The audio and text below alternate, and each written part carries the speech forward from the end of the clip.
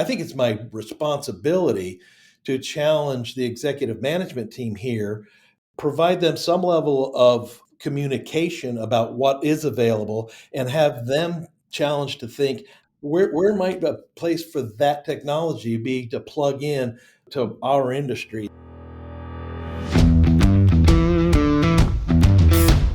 Technology is transforming how we think, how we lead, and how we win. From InterVision, this is Status Go, the show helping IT leaders move beyond the status quo, master their craft, and propel their IT vision. Welcome to Status Go. I'm your host, Jeff Tunn. Throughout the past few episodes, we've been exploring two primary threads. We've talked a lot about trends and predictions for 2022 and beyond. We've also been exploring with some of the CIOs that we first visited with a couple of years ago, catching up with them and seeing where they are now. This episode kind of blends those two things. While our guest has not been on the show before, we are going to talk about some of the trends that he's seen, some of his approach to the role of CIO, and just explore his journey a bit. I think this promises to be, no, I'm going to change that. This will be a great discussion that I think you will enjoy. Today's guest is Ken Bryan. Ken is known to everybody as Buck. And if you ever had the chance to meet Buck, that name is perfect for him. He brings an energy, he brings a joy and a zest for what he does and for people, and he brings that wherever he is. Ken is the CIO of the Health Plan, a health insurance company based out of West Virginia that services that area of the country. So, Buck, I'd love to welcome you to Status Go. Well, Jeff, thank you for that introduction. It's an honor to be with you today. I'm really looking forward to our conversation, Buck. Every time you and I get together, we can wax poetically about the role of the CIO. So I think this is going to be a great discussion. I'm looking forward to it too, Jeff. Why don't we start with your background? Tell us a little bit about your journey, your career journey, and what led you ultimately to where you are now at the Health Plan. Sure. I started my career in software development. I was a programmer back in the RPG days when that was a viable product. IBM had a product called Mapix, and I started as a consultant. I actually started as a manager. My very first role was a manager of a small shop running an a System 36. Gradually worked up to the AS400. But I was quickly picked up by a consulting group to be a consultative programmer. And as that required interaction with the business, and I really enjoyed gathering requirements and then doing code verification and testing with the clients, I really seemed to feel comfortable with that interaction and talking with the business owners and talking about their needs and listening to them as it related to my requirements for programming. And so I was kind of that, shirt sleeve consultant / developer. I had a role with the Alcoa, the Aluminum Company of America, also known as Alcoa. So that role was with a consulting firm. They ended up hiring me into their organization, and so I got a good bit of manufacturing experience there. As a consultant, many of our clients were manufacturers as well. The next role led me into pharmaceuticals. I worked with a company in Cincinnati that they had the Adderall product. And so I served there as the North American CIO. Was there, 5 or 6 years, really enjoyed that. It was global in size. They were based out of Basingstoke, England. Had some exposure to the British culture and the British way of doing business. And my next journey came with the opportunity to go with a transportation company, also a UK-based organization. But I got into transportation and served as North American CIO in that organization. And really, it was my prior experience with the Brits at the pharmaceutical company that kind of put me on the inside track for the transportation company. I then had a detour into a small tech startup, a web-based content management-based company. Again, that was more consultative in nature, even though I was an owner of the business. A lot of consulting was involved in that. And from there, a colleague of mine ended up at the health plan, and she reached out to me and said, I think we might have a CIO job opening up here in wonderful Wheeling, West Virginia. I had a 20-minute conversation with the president and the chairman of the board, and they said, can you come out next week and meet? And 4 hour meeting ended up stretching out to a 5 hour meeting. And in a couple of weeks from then, I took on the role. And they knew I didn't have, kind of to follow your theme, they knew I did not have insurance or medical payer experience. Mm-hmm. But what they were more interested in that I did have was that leadership experience, the experience I had in the previous CIO, even the business role, that startup role, knowing people, understanding technicians, managing that tech spot, having been a developer myself. And they shared some of the challenges that they had here. And I think the real interest was that part of the conversation you want to go to about how are things running in the industry today, and the Mm-hmm. skills that I brought to the table as it represented that. They really didn't care at all that I had specific insurance experience. Yeah. I think that your background is fascinating in a number of ways. You talk a lot about your time as a consultant or a consultative approach. And that seems to be a recurring theme with a lot of the CIOs we talk to, that somewhere in their background, they were a consultant. And we're going to have to explore that at some point because I think those skills are so valuable for a CIO today to have that consultative approach to go in and ask good questions and learn. As you took on the role there at the health plan, talk to me about the challenges you faced and how this consultative approach that you're so good at, how did that serve you as you landed in Wheeling, West Virginia? That's a good question, and I think it is fundamental to me being selected for the role for a couple of reasons. One, the primary challenge that they had here is 15 years of tech debt. We were Yeah. running, are currently running, and in the process of modernizing our systems, but we're running an HP 3000 with COBOL as the base code. Now we also have a SQL, side of the systems, but Mm-hmm. that tech debt and all the baggage associated with that, part of which comes with the fact that there's staff members that have been in the organization for 35 years. Mm-hmm. But the challenge was come in and change everything, but don't change everybody. They did not want me to come in and clean house and hire Mm-hmm. everybody new. They wanted me to retain that institutional knowledge, which I recognized right away was critical to us Mm-hmm. bridging from the old system to the new system. So that was kind of the second challenge. One was replacing this heavily tech debt laden system with the balance of maintaining the staff, largely of whom which created this old system. It was their Mm-hmm. baby. So the last thing I could do is come in and say, "Hey, your baby's ugly," Yeah. Yeah. and keep them. So I had to balance that. At the same time, the other balancing act was many of the EMT members. They have their needs and their visions of what they want to accomplish, and this old system wasn't meeting those Right. needs. Right. So I had to use those consultative skills to listen to what they were looking for, are looking for, and make sure I put a plan together to meet those needs. So those skills came in there as well. Well, if you ever need any help on the COBOL side, that's where I started, right? You started RPG, I started COBOL, so that's always been my fallback plan. If this podcast thing doesn't work out, I'm going to start coding COBOL again. So keep me in mind, will you? Keep me in mind. All right, I'll be sure to do that. One of the things that we talked about in preparation for our conversation today, Buck, and I think it's a conversation you and I have had many times before, is this whole concept of verticalization of IT. Now, you mentioned that the health plan wasn't as concerned about your background in insurance or on the healthcare side.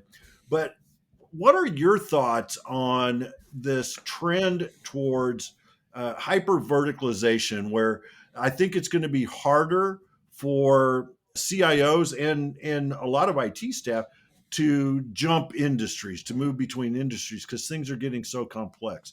Are you seeing that once you're inside there in the health plan? Is that something that you're seeing? Yeah, I'll tell you where I see that demonstrating itself loud and clear is the skill sets. So what's required to run a payer is heavy with electronic data interchange (EDI), and Uh huh. all of our claims. The vast majority of our claims. I think it's 87% come in electronically, but within all those transactions, we probably on a top level we probably have 12 to 15 different transaction sets that we have to process claims and enrollment and accruals, RX claims and so forth. And they all have a little different flavor and variety. And so when we look into the market to find developers to be able to support those things, we look at products like Edifex and there's others. Hmm. And to find those kind of skills in the market is extremely difficult to get those Yeah. kind of narrow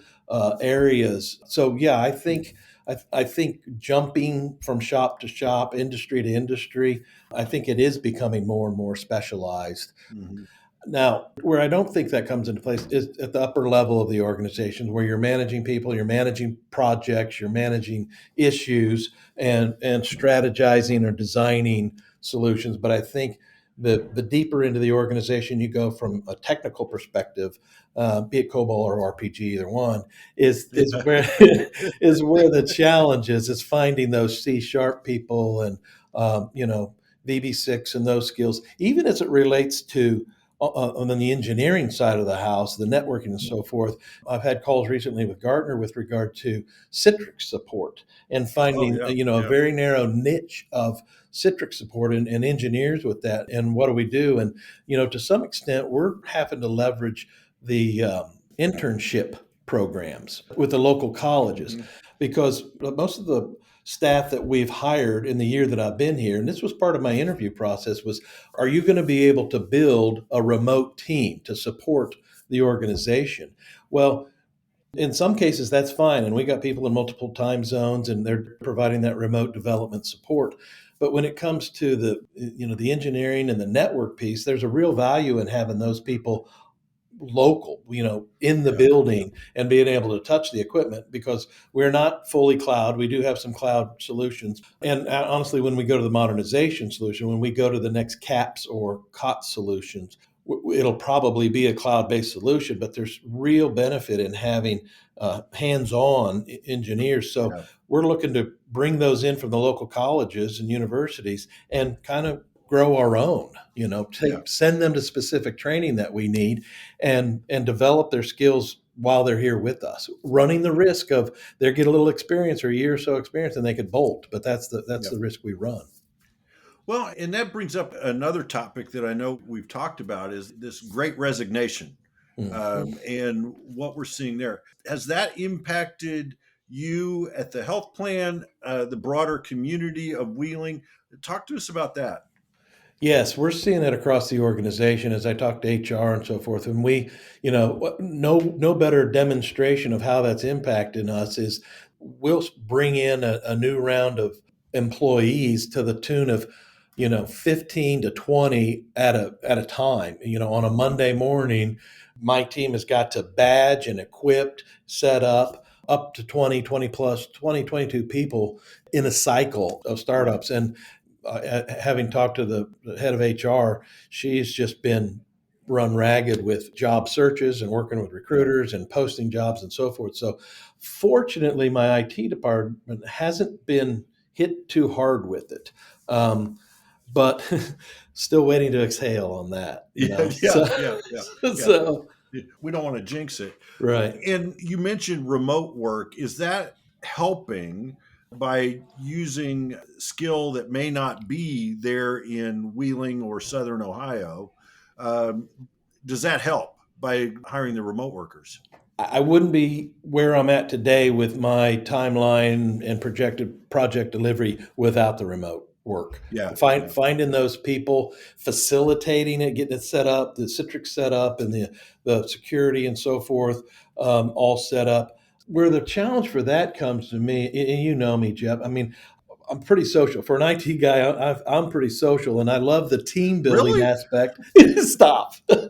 so I like to over the holidays get everybody together and Hmm. and rub elbows and get spouses or significant others, partners together and get to Hmm. know each other at that level. My Yeah. success with that has been, to me, kind of unexpected to be able to, Hmm.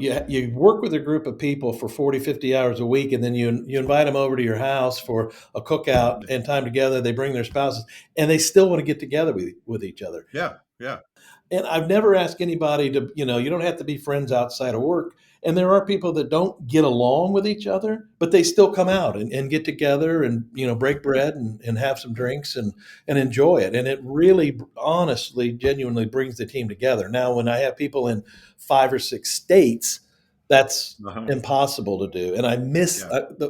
with all the flexibility that the remote work brings, and it's great, there are some costs associated with that. Yeah. You do kind of lose that ability unless you uh, do it periodically and bring people in Hmm. Hmm. specifically for that. Maybe as this COVID thing dies down, we'll be able to travel more and bring folks together. I You know. certainly hope so. And I look forward to that opportunity.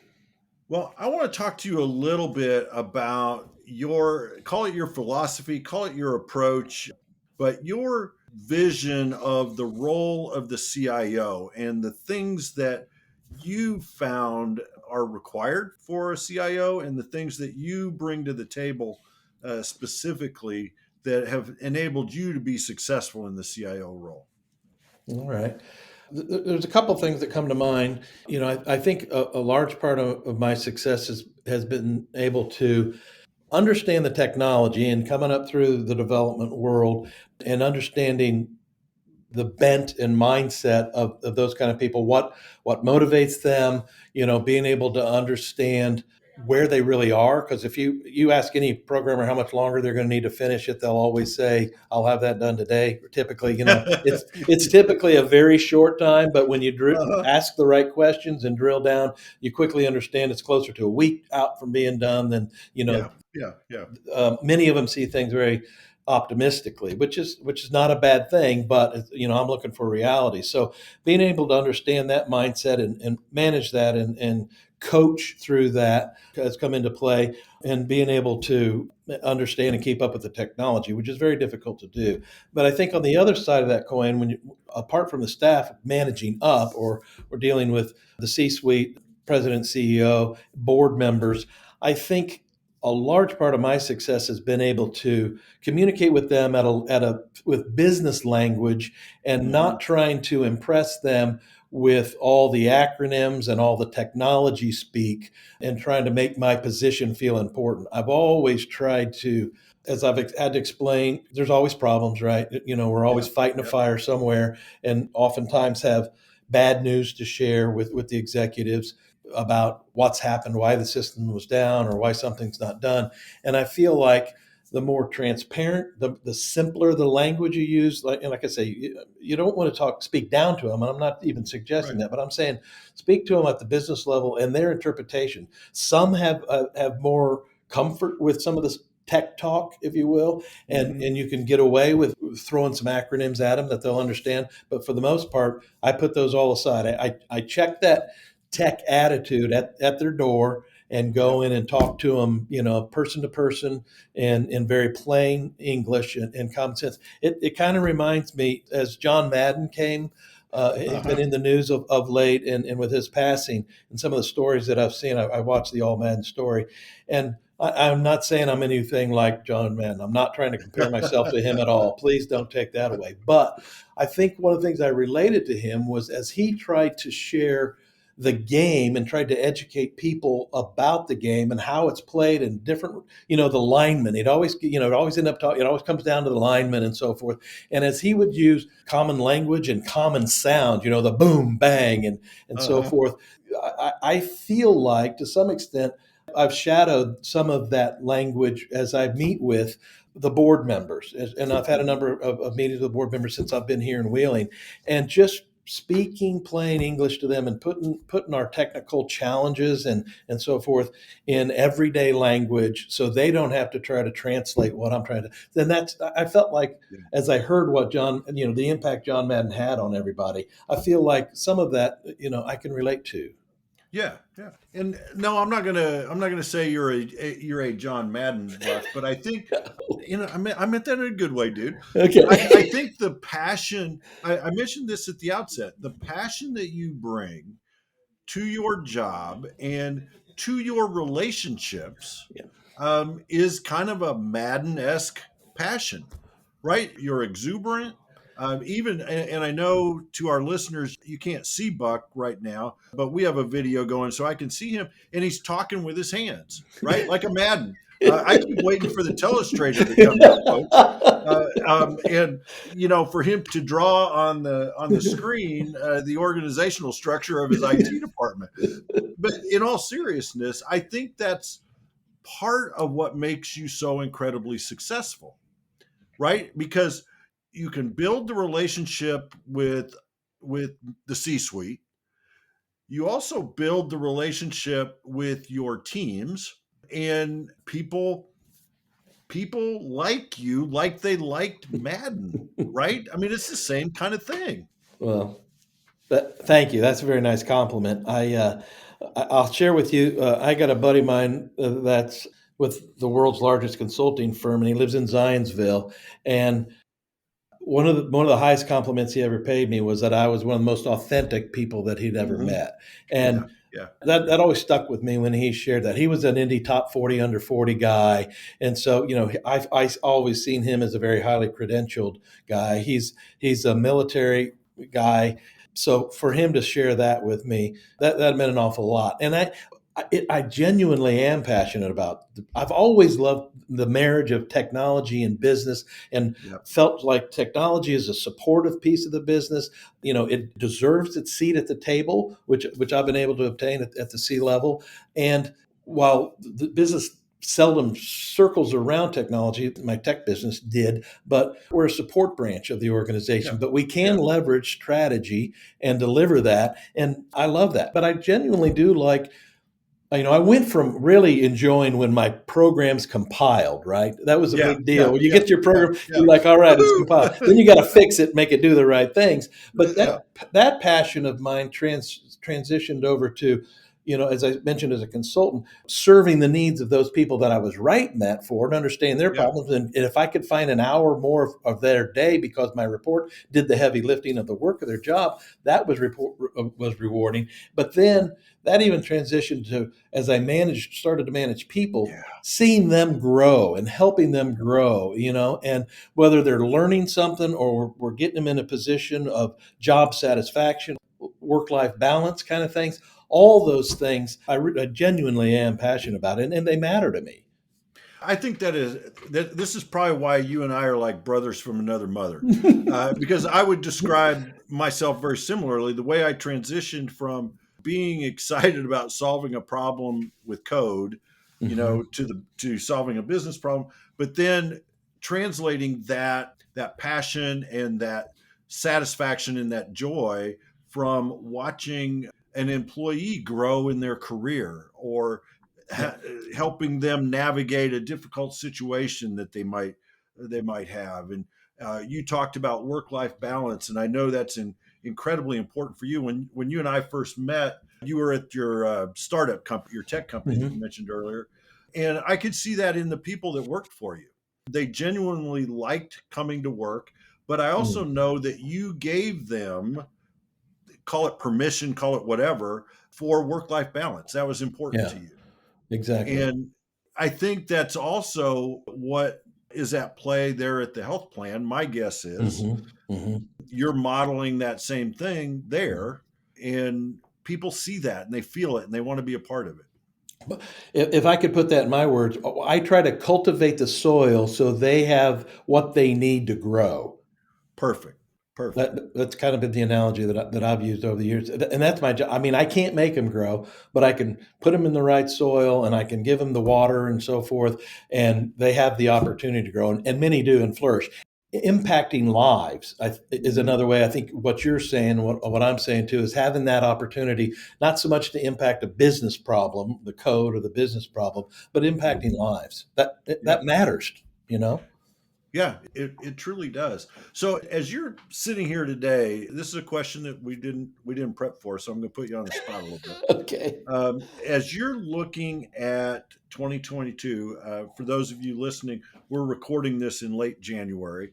What are some of the things that you're seeing on the horizon? Not necessarily a technology trend, but what are some of the things that you're seeing that may change your environment there at the health plan, whether it's external factors or technology change or people change? What are some of the things that you're looking out for in the future to kind of watch, if that makes sense? You'll tell me if I don't answer the right question, but Well, I think I asked about 27 questions in that monologue there, so take your pick. okay. So I'm trying to keep this generic for your audience as opposed to specific to the role here. But you've mentioned COVID, and we've talked about remote, and Mhm. there's this hope that things will go back to normal. I don't think they will. I think we're charting new paradigms that that will continue to shift for a while, and we'll have to adjust. And then generationally, the interpretation of what that work life balance means. I think Mhm. it'll mean one thing to me, and it'll mean something else to someone much younger than I am that's beginning their career or in the early stages of their career. And I need to be paying attention to that and sensitive to what that means and asking them what that means, and then Mhm. trying to again cultivate the soil in that new way for them to grow. And to some extent, with what all is available from a technology perspective today, what all is on our horizon, and I don't just mean cloud, but I mean AI and all the other things. i Yep. think it's I think it's my responsibility to challenge the executive management team here, provide them some level of communication about what is available, and have Mhm. them challenged to think, how can they leverage that? Where does that Yeah. Yeah. where might a place for that technology be to plug in to our industry? And so I think that's one of the things that kind of hurts me in this new industry that I don't know that well. But I'm on a fast track. I got a lot of mentors helping me better understand. Jeff, the Mhm. president, being one of them, to help me understand this industry and where I can plug in new technologies and Yeah. concepts to apply those. Because we do, I mean, the challenge is going to be differentiation. Yes. How Yes. are we different than the payer, in South Carolina or Florida? Right. And while our footprint is predominantly West Virginia, Pennsylvania, and Ohio, we still have accounts across the country. So the Yep. opportunities there for us to be effective in all those areas. But how do we leverage that? And what do we draw from technology to make that happen? Yeah. Yeah. And what are the I, tools that they're expecting? What are the members of these insurance companies expecting to do from their phone? right. That's Right. what we've Right. got to be able to Everything. provide. Yeah, Everything. Yeah. exactly. Yeah. Yeah. Exactly. And some of them don't want the call, some of them only want text, and we have to Mhm. be able to support that, Yep. and apps I, that they can load and get information. Does that answer any of your questions? yeah, it absolutely did. And I love Okay. how you tied it back to our conversation at the beginning because I'm going to paraphrase your answer here a little bit, but you were just talking about looking at technology and then talking to the executives and challenging them to identify places where it can plug in. But then you went on to say, as you learn more about the industry, Hmm. you're going to be identifying places where it can plug in, which ties us back to that verticalization piece that we started Hmm. our conversation with. The more you learn about the industry, your value and your team's value continues to rise. Exactly. Yeah, that's my anticipation. Buck, we are nearing the end of our time here, and as I warned you, I love to wrap these discussions up with a pretty strong call to action for our listeners. So, as you think about our conversation today, and you think about our listeners who are CIOs, senior IT leaders in corporate IT and in the tech sector, what's one or two things they should do differently because they listened to our conversation today? All right, and thank you for the coaching that you were going to be asking me that question. And I hope I've made good use of the preparation time for it. So I do think there's two things, and one thing I feel like I think many managers, directors, CIOs, so forth, are hesitant to do, but I challenge you to take a more empathetic perspective of your staff and genuinely consider how different they are and what their individual needs are for motivation and encouragement and career planning. And I think these both kind of have to do with pride. And Mhm. I think one of my life mottos has been seek first to understand and then to be understood. So I think about how that Mhm. applies is try to connect with your staff members and understand their uniqueness and Mhm. applaud that and appreciate that. And as that comes to how do you motivate them, and then understand what you can do in that space. It's good for retention, it's good for their career growth, and it's good for your department in many ways. It'll pay huge dividends. The second thing, also kind of pride related or attitudinal, is when and I kind of mentioned this, so I'm a bit repeating myself, but check that IT ego at the door of Yeah. the Yeah. C-suite, whether that's the corner office or your peers, and chief financial officer or chief medical officer, whoever that may be, and make the effort to communicate with them at their level, at their technical level. As we were in preparation, you used the phrase, read the room. I Yeah. think Yeah. that's a big part of my success in being able to grow, climb the ladder of success, if you will, is to be able to, make eye contact with these folks and try to see whether you're confusing them or you're connecting with them. And don't be afraid to just ask and say, does that make sense? Yeah. Yeah. Is what I'm telling you making sense, and can you relate to that? And am I getting through to you? So, and then if you're not, if they're honest and you're not, take another spin at it. Don't be Yeah. afraid to come back at it at another angle. So those would be my two actionable items. I think those are fantastic, Buck, because I think those are things that our listeners can really start doing tomorrow. Mhm. They may need, depending on where they are in their leadership pathway, they may need to grow into some of those things, but they can definitely start looking at that tomorrow. Buck, I want to thank you for carving out time to talk to us today. I really appreciate it. I love every chance I get for us to have a conversation. And this time the mic was on. This is awesome. Well, thank you for the opportunity to share. It's an honor to sit with you and chat. I like having a bourbon with you, but I also enjoyed, recording this program with you. Well, sooner or later we're going to do that again. If our travel paths align, we will do that. I look forward to it. To our listeners, if you want to learn more or have any questions, visit intervision.com. The show notes will provide links and contact information. For Buck Bryant, this is Jeff Tunn. Thank you very much for listening. You've been listening to the Status Go podcast. You can subscribe on iTunes or get more information at intervision.com. If you'd like to contribute to the conversation, find Intervision on Facebook, LinkedIn, or Twitter. Thank you for listening. Until next time.